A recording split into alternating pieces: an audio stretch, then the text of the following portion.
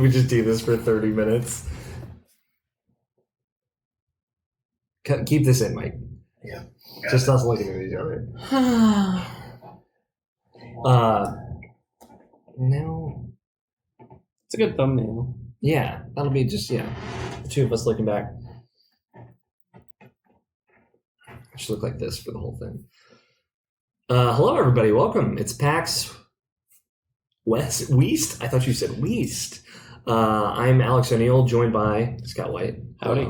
It's the two of us. We're in a hotel room. You can see the lights of Seattle behind us. Got some pride colors going on over there. We worked very nice. Very hard to make this look pretty all right, so please enjoy. We are at PAX West 2022. Who would have thunk that we finally made it here 14 and a half years later after the pandemic? We actually got to be in the same room together. I know. Although Scott and I have seen each other in the last 6 months. It's true. So I did have to remind you about that. I know. By that. It was like one blip of positivity in this very long 2 years. Mike and Quinn are somewhere that say hi. Hi. We're at PAX. This is day one. It is currently 9:42 p.m. Pacific Daylight Time. Fake time. 12:42 real time. Yeah, we're very tired. My legs hurt a lot. If anyone knows, I'm very tired. And we're going to talk about some video games that we saw. We're only really going to be able to do like one of these, probably for sure. So we thought if we can get all of us together. We just had dinner with George Cruz. I don't know if you all have heard of him. He's kind of famous. Miss him. We miss him a lot. And we're going to talk about some video games. Scott, you didn't necessarily play a lot of stuff. Yeah, tomorrow is going to be my main go-to trial day. But during press hour, I did manage to play a couple games for just a little bit. The main one that kind of I went away with and I was impressed by it was Inti Creates Grim Dawn, I believe. It's Grim something. It's basically Inti Creates Bread and Butter, an action platformer. But this one, instead of Mega Man, which the Azure Strike Gunvolt series is based around, it's much more of a Metroidvania, where you play as these two witches or girls. It's still very early in development, so I don't know what they are. One has an Uzi and one has a glaive and like throwing stars. It sounds like an anime witch situation. Yes, it's very much that. But yeah, it controlled really well. It's a similar detailed sprite work that they kind of made their names for. And it felt really good. There were definitely areas that were rough. Like we had mentioned before we got on camera that you had been watching other people play it. And just the voice acting, the lot of voice, the kawaii anime girl voices every time they jumped. Like a lot of talking, and like the audio balancing was a little off, so it was like really loud. But being able to like swap between the two characters, like one is with the Uzi, definitely ranged, she can't shoot low, but the other one's a lot stronger, moves a bit slower, but just cleaves enemies in half. It was really impressive. And from what I was able to talk to the dev or one of the individuals that was kind of helming the station, I don't know if they quite know the kind of game they're making quite yet, because I asked, so do you get like double jumps eventually? And it's like, we don't know. We're thinking about it. Is it going to be stage-based or like a wide map, like kind of like a Symphony of the Night?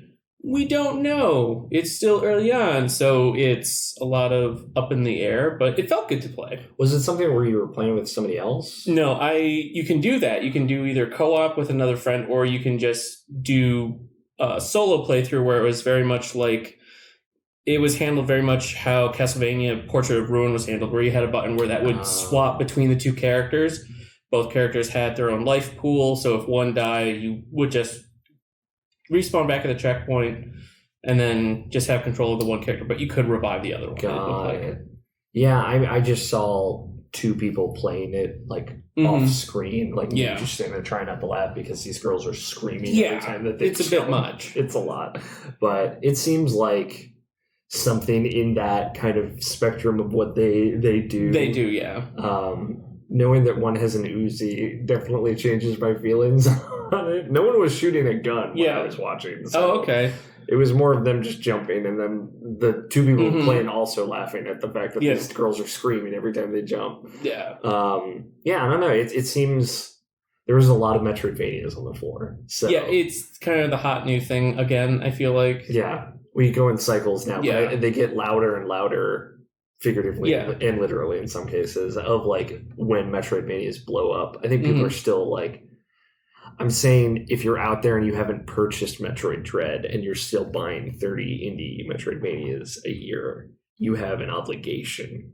That's all I'm saying. Yeah, I feel like this new era started with Bloodstained. Yeah. Doing well on Kickstarter, releasing, being a fairly confident and fun Metroidvania. And then we started seeing a rise again. I mean, of course, we got brand new Metroid. Samus Returns came out earlier. It's slightly different, but I think we're, like you said, everywhere now. Yeah, it's that and roguelike. We're transitioning out of a roguelike generation more into a Metroidvania. Yeah. I think we're also getting like a lot of Metroidvania roguelikes at the same time. And it's like at some point we have to stop. We have to figure out where is the line and draw it.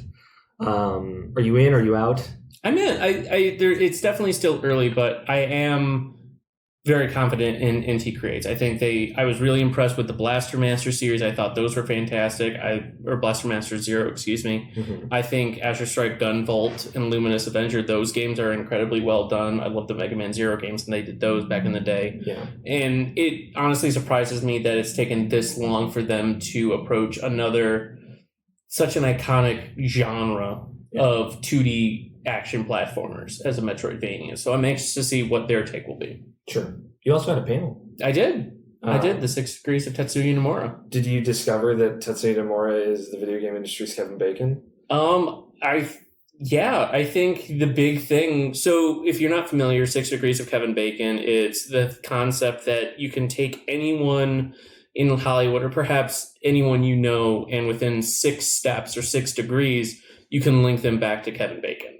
And we just did this, but with Tetsuya Nomura. And honestly, between the connections to, all you really have to do is link it back to Disney. Yeah. Disney or Smash Brothers, and then you're pretty much golden. But we tried to limit it, and it was a lot of fun. What was the hardest one?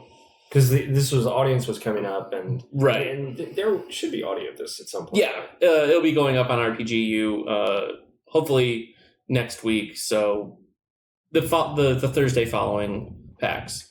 But I think the one that threw us the biggest for the loop was Sir Isaac Newton. Yeah, founder of Gravity. Yeah, inventor of Gravity, the law of gravity. But the person that submitted it did it a bit cleverly, because prior to the panel, they had asked, does it have to be only games? And I was like, yeah, it's kind of the point we're going with, but we'll be flexible. They did Sir Isaac Newton from Where in the World is Carmen Sandiego. It's very good. So it was props to that person, that individual that came up with that. But I think Sir Isaac Newton was the big curveball that we experienced. Yeah. How'd you get it in?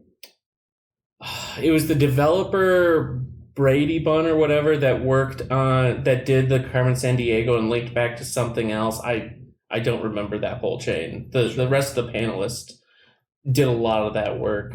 Yeah, you were like hosting. You were like right. I was trying to keep the silence or the dead time to a minimum. So, but that was a funny one. Yeah, the Isaac Newton. Yeah. Are you looking forward to anything that you're going to try and play tomorrow? People might not be able to see us talk about it in the meet space, but checking out a couple RPGs. Arcadian Atlas is a tactical RPG, I want to say. Lost Eidolons is another one. Oh yeah. That's one I want to see. Checking one of those out, or checking both of those out. I want to say I have another one tomorrow evening, but I don't remember. But the big one I'm excited for is Larian, stopping by and talking to the Larian devs on Sunday morning, playing some Baldur's Gate 3 with my weekly Divinity Original Sin 2 pals, and just experiencing that. So it'll be fun. Kind of a chiller year. I'm getting too old to be able to do like 4 events or 4 meetings per day per PAX. It's not worth it. It's tough. It is tough. So I'm excited. Sure. Yeah. Well, thanks for hanging out, Scott. Of course, dude. We're going to peace out here. Yeah. We're going to bring some more folks on. Thanks. It's been nice. We got to be in person. I know. Usually we just talk on like Discord and record things, so it's fun to see.